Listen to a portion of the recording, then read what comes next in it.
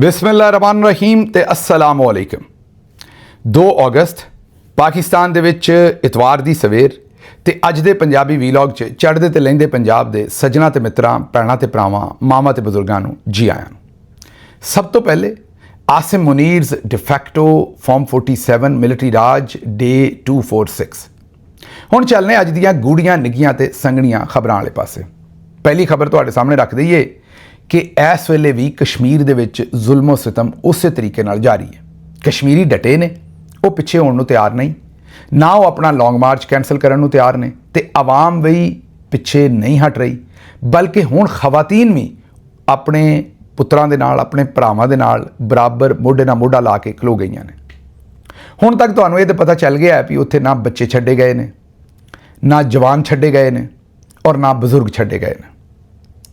इसे वजह तो तुहाडे सामने असी बच्ची आमना दी तस्वीर रखी सी, तुहाडे सामने असी उसामा जिहड़ा PhD स्टूडेंट सी उहदी गल रखी सी, असी तुहाडे सामने कमांडर फारूक जिन्हां ने जिहड़े 70 साल की उम्र के बजुर्ग सन, जिन्हां ने इंडिया दीयां फौजां दे नाल लड़ाई की आज़ाद कश्मीर की आज़ादी आस्ते, पाकिस्तान आस्ते, उन्हां नूं भी कतल कर दिता गया, शहीद कर दिता गया। इन्हां सारियां शहीदां आस्ते आवाज़ चुकण लई असी अज 2 अगस्त इतवार दे दिन शामी 5 बजे असी एक मुजाहरा रखिया है, पुरअमन एक एहतजाज रखिया है वाशिंगटन DC दे विच पाकिस्तानी अंबैसी के सामने। मैं उत्थे तुहाडा इंतज़ार करांगा, भावें अद्धे घंटे लिए आओ, लेकिन आयो जरूर। असी घरां च बह के आंदे रहने भी बड़ा जुल्म हो रहा, नहीं होना चाहिए, लेकिन जदों उहदे खिलाफ आवाज़ चुकण दा वेला आउंदा है ते असी उदों नाल नहीं खलोंदे।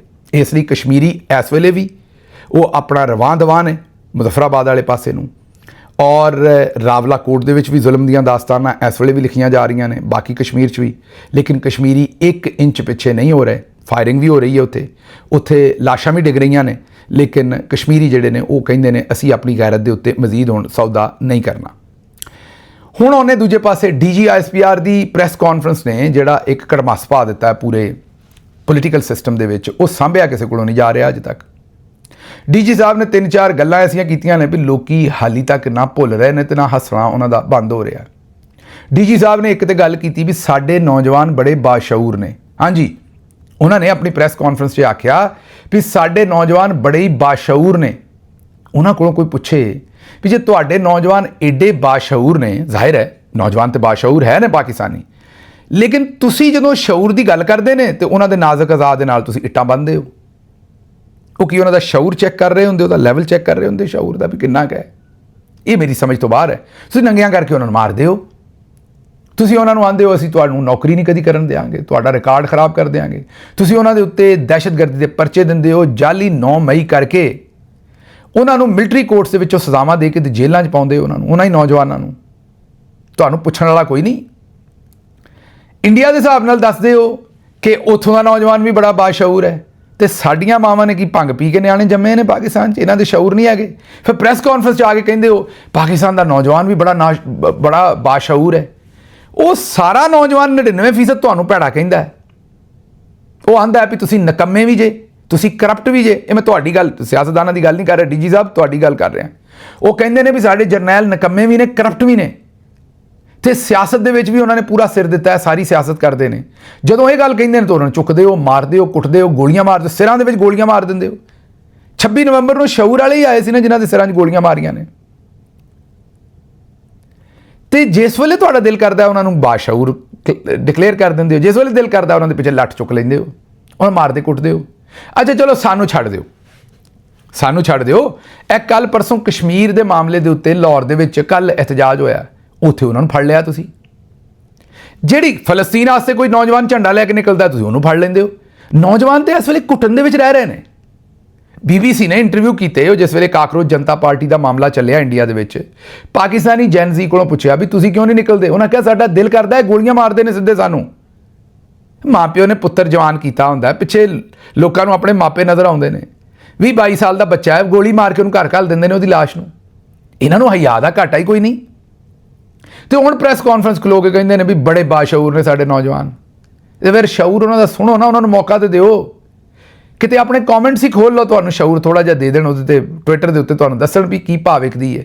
ਉਹ ਕਮੈਂਟਸ ਅਜੇ ਤੱਕ ਬੰਦ ਕਰਕੇ ਬੈਠੇ ਜੇ, ਹਾਲਾਂਕਿ ਤੁਸੀਂ 3-4 ਹਜ਼ਾਰ ਕਮ ਸੇ ਕਮ ਅਕਾਊਂਟ, ਬਲਕਿ ਇਸ ਤੋਂ ਵੀ ਬਹੁਤਾ ਹੋਏਗਾ, ਉਹ ਟਵਿੱਟਰ ਤੇ ਬਣਾ ਕੇ ਬੈਠੇ ਹੋ, ਜਿਹੜਾ ਸਾਰਾ ਦਿਨ ਹਵਾ ਤਵਾ ਕਮੈਂਟ ਕਰਦੇ ਰਹਿੰਦੇ ਨੇ।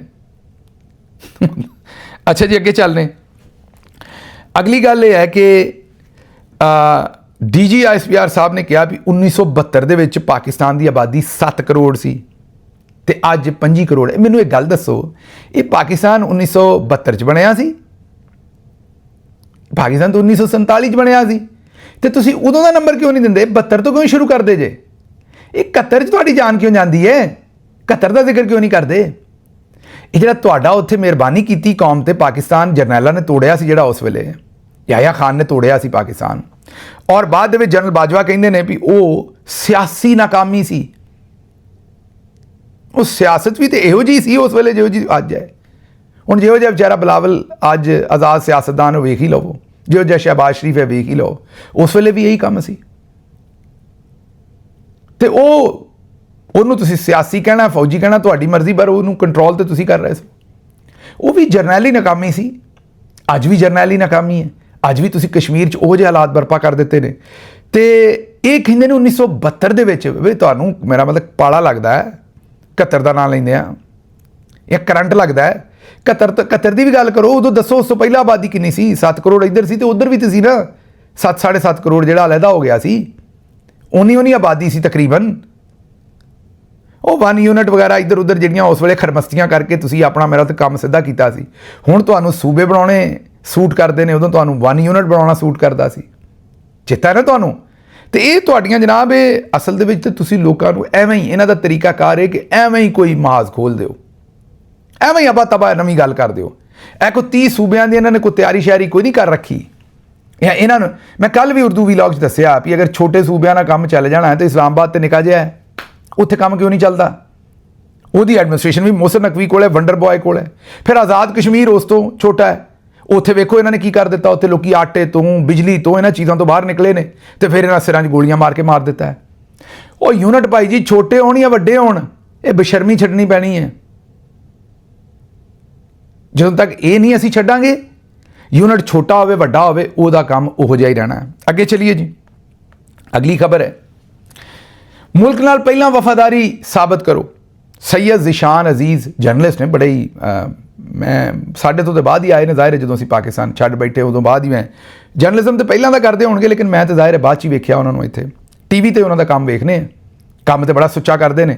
ਦੁਆ ਹੈ ਵੀ ਸੁੱਚਾ ਹੀ ਕਰਦੇ ਰਹਿਣ। ਪਾਕਿਸਤਾਨ 'ਚ ਰੌਲਾ ਹੈ ਵੀ ਜਿਹੜਾ ਸੁੱਚਾ ਕੰਮ ਕਰਦਾ ਥੋੜ੍ਹੀ ਦੇਰ ਬਾਅਦ ਉਹ ਦੂਜੇ ਪਾਸੇ ਨੂੰ ਨਿਕਲ ਜਾਂਦਾ। ਮੈਨੂੰ ਉਮੀਦ ਹੈ ਵੀ ਇਹ ਮੁੰਡਾ ਨਹੀਂ ਨਿਕਲੇਗਾ, ਲੱਗਦਾ ਤਾਂ ਚੰਗਾ, ਇਹਦੀਆਂ ਅੱਖਾਂ ਦੇ ਵਿੱਚ ਤੇ ਲੱਗਦਾ ਵੀ ਇਹ ਸੱਚਾ ਕੰਮ ਹੀ ਕਰਦਾ ਰਹੇਗਾ। ਬਹਰਹਾਲ ਅੱਗੇ ਮੈਂ ਵੇਖਿਆ ਵੀ ਜਿਹਨੂੰ ਵੀ ਆਵਾਮ ਥੋੜ੍ਹਾ ਜਿਹਾ ਉੱਤੇ ਇਤਮਾਦ ਕਰਦੀ ਵੀ ਯਾਰ ਇਹ ਚੰਗਾ ਕੰਮ ਕਰਦਾ, ਉਹ ਜਦੋਂ ਆਵਾਮ ਸਪੋਰਟ ਕਰਦੀ, ਬੰਦੇ ਦਾ ਜ਼ਰਾ ਕੱਦ ਕਾਠ ਬਣਦਾ, ਉਹ ਆਪਣੇ ਉਸੇ ਕੰਮ ਨੂੰ ਫਿਰ ਕੋਈ ਹੋਰ ਕੰਮ ਵਾਸਤੇ ਇਸਤੇਮਾਲ ਕਰਦਾ। ਤੇ ਮੇਰੀ ਦੁਆ ਹੈ ਕਿ ਸੈਯਦ ਜ਼ਿਸ਼ਾਨ ਐਵੇਂ ਨਾ ਕਰੇ। ਉਹਨਾਂ ਕਿਹਾ ਵੀ ਮੈਂ ਟੈਕਸ ਦਿੰਦਾ, ਕਰਪਟ ਨਿਜ਼ਾਮ ਵੀ ਭੁਗਤ ਰਿਹਾ, ਤੁਹਾਡੀ ਸਿਆਸੀ ਮਦਾਖਲਤ ਤੇ ਵੀ ਖਾਮੋਸ਼ ਹੈ, ਇਲਾਜ ਪ੍ਰਾਈਵੇਟ ਕਰਵਾਉਣਾ, ਬਿਜਲੀ ਖੁਦ ਸੋਲਰ ਤੋਂ ਲੈਣਾ, ਹਿਫਾਜ਼ਤ ਲਈ ਪ੍ਰਾਈਵੇਟ ਚੌਕੀਦਾਰ ਰੱਖਿਆ, ਵੋਟ ਚੋਰੀ ਹੋਇਆ ਖਾਮੋਸ਼ ਰਹੇ ਹਾਂ, ਰਿਆਸਤ ਨੇ ਬੰਦੇ ਮਾਰ ਦਿੱਤੇ ਫਿਰ ਵੀ ਖਾਮੋਸ਼ ਹੈ, ਬਿਜਲੀ ਦੇ ਡਬਲ ਬਿੱਲ ਦੇ ਰਹੇ ਹਾਂ, ਬੇਰੁਜ਼ਗਾਰੀ ਡਬਲ ਸਹਿ ਰਹੇ ਹਾਂ, ਬੱਚਿਆਂ ਨੂੰ ਤਾਲੀਮ ਪ੍ਰਾਈਵੇਟ ਸਕੂਲ 'ਚੋਂ ਦੇ ਰਹੇ ਹਾਂ। ਤੇ ਮੈਨੂੰ ਦੱਸੋ ਵੀ ਹੋਰ ਮੈਂ ਵਫਾਦਾਰੀ ਕਿਵੇਂ ਸਾਬਤ ਕਰਾਂ ਸਰਕਾਰ? ਇੱਕ ਹੀ ਤਰੀਕਾ ਹੈ ਜ਼ਿਸ਼ਾਨ ਸਾਹਿਬ, ਇਹਨਾਂ ਦੇ ਕੋਲ ਚਲੇ ਜਾਓ, 2-2 ਇੱਟਾਂ ਲੈ ਕੇ, 4 ਇੱਟਾਂ, 1 ਇੱਟ ਤੇ ਉਹਦੇ ਉੱਤੇ 1 ਇੱਟ ਰੱਖੋ, ਮਤਲਬ 2 ਇੱਟਾਂ ਇਸ ਪਾਸੇ, ਫਿਰ 2 ਇੱਟਾਂ ਇਸ ਪਾਸੇ ਰੱਖੋ, ਫਿਰ ਉਹਨਾਂ ਦੇ ਉੱਤੇ ਬਹਿ ਜਾਓ, ਜਿਵੇਂ ਇੰਡੀਅਨ ਟਾਇਲਟ 'ਚ ਬਹਿਦਾ ਉਹਦੇ ਉੱਤੇ ਬਹਿ ਜਾਓ। ਬਹਿ ਕੇ ਤੇ ਫਿਰ ਉਹਨੂੰ ਕਹੋ ਕਿ ਜਨਾਬੇ ਵਾਲਾ ਹੁਣ ਜਿਹੜਾ ਹੈ ਨਾ ਤੁਸੀਂ ਵੇਖ ਲਓ, ਬੰਨ ਕੇ ਵੇਖ ਲਓ, ਜੋ ਕੁਛ ਵੀ ਤੁਸੀਂ ਬੰਨਣਾ ਹੈ ਉਹ ਬੰਨ ਦੇਣ ਨਾ, ਇਹ ਮੇਰਾ ਮਤਲਬ ਵਜ਼ਨ ਸ਼ਜ਼ਨ, ਤੇ ਉਹ ਤੋਂ ਉਹਨਾਂ ਨੂੰ ਕਹੋ ਜੀ ਚੈੱਕ ਕਰ ਲਓ ਮੈਂ ਵਫਾਦਾਰ ਹੈ ਜਾਂ ਨਹੀਂ। ਇਸ ਤਰੀਕੇ ਨਾਲ ਵਫਾਦਾਰੀ ਚੈੱਕ ਕਰਨ ਦਾ ਇੱਕ ਹੀ ਤਰੀਕਾ ਹੈ ਇਹਨਾਂ ਕੋਲ ਜਨਾਬ, ਤੇ ਉਹ ਵਫਾਦਾਰੀ ਚੈੱਕ ਕਰਾ ਲਓ ਆਪਣੀ, ਤੇ ਫਿਰ ਤੁਸੀਂ ਵਫਾਦਾਰ ਹੋਵੋਗੇ, ਵਰਨਾ ਤੁਸੀਂ ਵਫਾਦਾਰ ਨਹੀਂ ਹੋਣ ਵਾਲੇ। ਅੱਛਾ ਜੀ, ਅਗਲੀ ਖਬਰ ਜਿਹੜੀ ਹੈ ਉਹ ਰਾਣਾ ਸਨਾਉल्ला ਸਾਹਿਬ ਕਹਿੰਦੇ ਨੇ ਵੀ ਸਾਨੂੰ ਕਾਕਰੋਚਾਂ ਕੋਲੋਂ ਨਾ ਡਰਾਓ। ਇਹ ਸਟੇਟਮੈਂਟ ਗੌਰ ਨਾਲ ਤੁਸੀਂ ਪੜ੍ਹਨੀ ਹੈ ਤੇ ਦੰਦ ਨਹੀਂ ਕੱਢਣੇ। ਪਹਿਲਾਂ ਮੈਂ ਕਹਿਣ ਲੱਗਾ ਤੁਹਾਨੂੰ, ਇਹ ਗੱਲ ਕਿਤੇ ਹੋਰ ਦੀ ਹੋਰ ਨਹੀਂ ਲੈ ਜਾਣੀ। ਰਾਣਾ ਸਾਹਿਬ ਨੇ ਜ਼ਾਹਿਰ ਹੈ ਉਹ ਇਹ ਨਾ ਸੋਚਣਾ ਕਿ ਪਤਾ ਨਹੀਂ ਕਿਹਨੂੰ ਸੁਣਾ ਛੱਡੀ ਇਹ ਗੱਲ, ਲੇਕਿਨ ਗੌਰ ਨਾਲ ਇੱਕ ਲਫ਼ਜ਼, ਸਾਨੂੰ ਕਾਕਰੋਚਾਂ ਕੋਲੋਂ ਨਾ ਡਰਾਇਆ ਜਾਏ, ਕਾਕਰੋਚ ਲੈਪਟਾਪ ਦੇਣ ਤੋਂ ਨਹੀਂ ਸੰਭਲਣਗੇ। इन्हें कहा ना कि लैपटॉप देने से नहीं संभलेंगे मोहसिन नकवी ने। उन्हें कहा जे काकरोच लैपटॉप दे के ना भी सांभे जाणगे तो बई असीं संभाले हुए ने ना, तुहानू की तकलीफ है भी वो लैपटॉप दे के सांभे जाणगे कि नहीं, असीं संभाले ने। मरियम नवाज दे नाल जुड़िया है नौजवान, मैं उर्दू च पढ़ देना क्योंकि बड़ा इन्होंने अजीब जी स्टेटमेंट दी है। मरियम नवाज के साथ नौजवान जुड़ा हुआ है, काकरोच जानते ने कि नून लीग ही उन्होंने खिदमत कर रही है। दंद क्यों कट्टन लग पे हो तुसीं सारे, एक तो मैनूं साडी समझ नहीं आउंदी गल दी। बहरहाल चलो ये तो राणा साहब किसी वेले मौका दिओ, तुसीं नौजवानों नूं उन्हां नूं एक्सप्रैशन देण दा मौका दिओ, इन्हां ही लैपटॉपां तो उन्हां नूं खुल के सोशल मीडिया ते लिखण दा मौका दिओ, उन्हां दे सिरां 'च गोलियां मारनियां बंद करो तो तुहानूं लग पता जाएगा भी नौजवान किहदे नाल जुड़िया है ते कित्थे जुड़िया है। नौजवान नूं ते 1 मिनट जुड़न दा काम वेला मिल गया ना सरकार, 1 मिनट तो उन्हें अपना काम कढ़ लेना है। नौजवान नूं तुसीं 1 मिनट जुड़न दा, मैं कहना लागे भी लगन दा मौका दे दित्ता। इंटरनेट दे, आज़ाद इंटरनेट दे, आज़ाद माहौल दे, अगर तुसीं लागे भी लगन दिता तो उन्हें अपना काम कढ़ लेना है। मैं आना भी एक बारी सैलाब आ जाएगा, फ्लड आ जाएगा एक बारी, नौजवान इंज अपना काम कढ़णगे। मतलब सोशल मीडिया के उत्ते तुसीं सारे पूरे पारे जाओगे, कई दंद कढ़न डे ने, मैं इन्होंने इग्नोर करांगा, अगली खबर करांगे। कई तुहाडे चों बैठे जिहड़े ना हस खेड़ बहुत रहे ने इस खबर के उत्ते।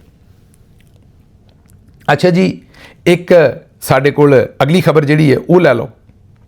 वो खबर यह है कि एक ऐसा शख्स जिहड़ा 80 साल की अम्मा दे कोलों हारिया होया है, वो सानू इज्जत दे लैक्चर दे रहा। ये अलीम खान साहब दे बड़े करीबी शोएब सदीकी साहब ने लित्तर परेड की है जनाब साडे वजारत दिफा वाले ख्वाजा मोहम्मद आसिफ साहब की।